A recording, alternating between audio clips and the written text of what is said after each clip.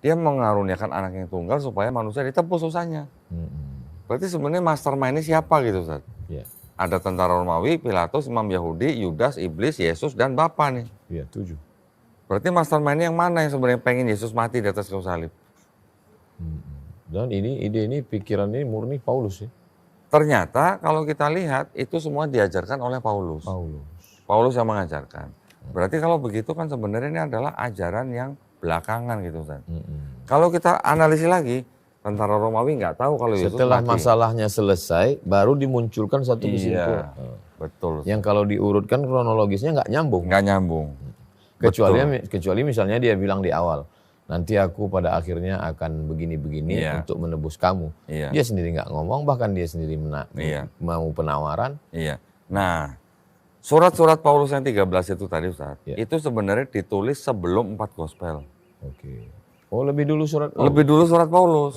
Surat Paulus itu ditulis kira-kira tahun 48 Masehi sampai 65 Masehi. Markus yang dari gospel itu baru ditulis paling awal tahun 65 Masehi. Berarti ini Paulus dulu nih yang nulis sebenarnya.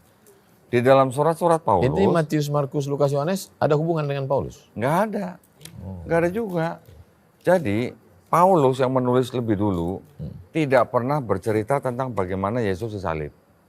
Tidak pernah bercerita ada orang yang sudah mati bangkit ketika Yesus bangkit. Karena dia sendiri belum ikut.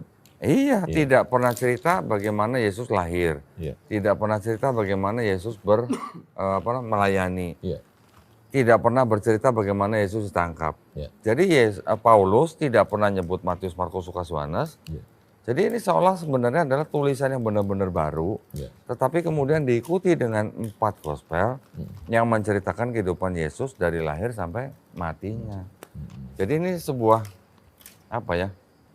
pantesan aja Paulus tidak pernah menyebut cerita di dalam Matius, Markus, Lukas, Yohanes karena memang itu sebenarnya adalah sebuah karya dari Paulus sendiri.